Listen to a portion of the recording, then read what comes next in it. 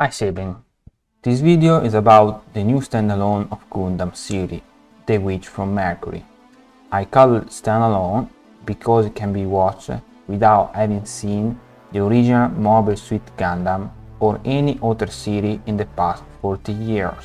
All you need is a prologue, pre-published on YouTube on 31 August. It is 24 minutes long. Like an episode 0, the series is still releasing right now when I'm making this video. It can be legally watched on Disney Plus or Crunchyroll or other pirate way, and it's already announced that it will be released in 2 parts. This is only an introduction because in this video I will talk about a theory about the plot of the show. Therefore, it will be full of major spoilers from the prologue till episode 8 that was released on 27 November. So if you haven't watched this nice show, it's better if you close the video now and come back later. I'm not the first to form this theory. I've left the other video in the info box. I'll just update this theory with clues inside episode 7 and episode 8. Let's start with the prologue.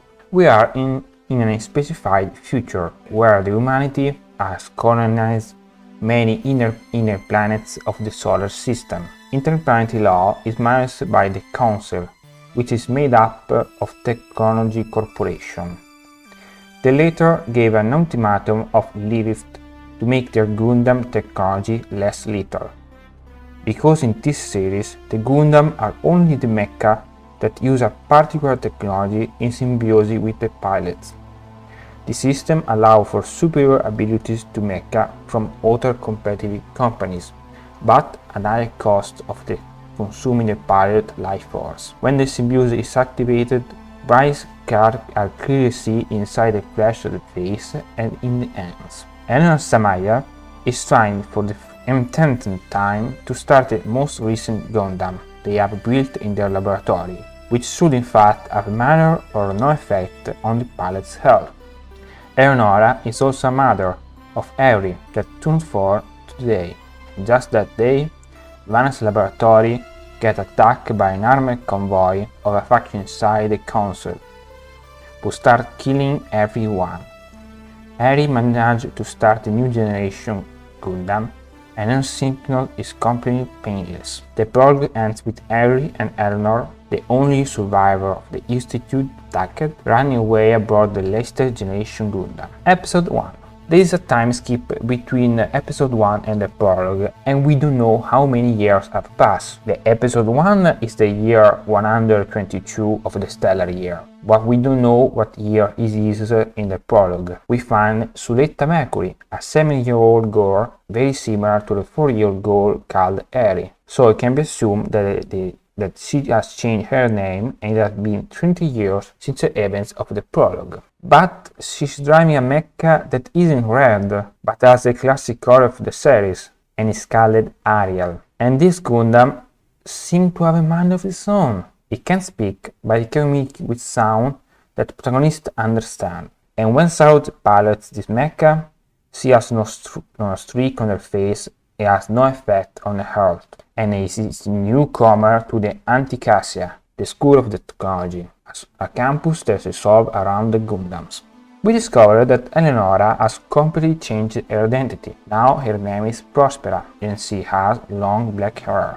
She wears an helmet to cover her scar caused by radiation on Mercury. Only when she is alone with Suletta she takes off that helmet, and we see this has no scar now on her face. She has to cover herself, she had to hide her past, her true identity. In episode 6, we are given 4 important clues. It's been 20 years since the event of the prologue. Prospera talks about Ariel as if she were her daughter. In this world, there is the technology to completely change a person's face. You can make a person artificial look-alike. Each piece of hair is independent, and for a few seconds we see that they have an aura similar to little children. In episode 7, Prospera definitely confirmed that Ariel is a Gundam. Suletta was convinced otherwise by her. Her mother had lied to her all those years. Yet another clue in episode 8, Suletta has no recollection of the people she should know from the prologue. The theory is as follows. Eri and Suletta are not the same person. They have the same voice actors, but it's never said on the show they are the same person, neither on the website. The theory is that Prosper fused her daughter to a Gundam. In fact, inside Ariel, there are 3 letters of the little girl's name, A, Eri, O. Other clues are in the featured music video, where Eri is seen on Ariel's shoulder and it disappears into thin air. The theory continues with Prosper changing the face of another person, who she raised as her own daughter, and giving him the name Suletta. Prosper lied about her identity. She lied to her daughter about her true nature, then she cared about everything, where she can stop, what she's capable to do for avenge his loved one and his legacy. Or maybe Suletta is a clone of Eri. Or worse yet, inside Ariel there is not only Eri, but also other failed cloning of Eri, which could explain why every piece of Gundam is important in Suletta's eyes. Of course, this theory might be inaccurate or completely off track. After all, speculation is the beauty of watching a series that is being released piece by piece, and there is no manga or light novel to read to know how it will end. I am reminded of a theory that the dinosaur monster of Danny the France could be a mining technology escaped from human control. Thank you for your attention. Clean your teeth.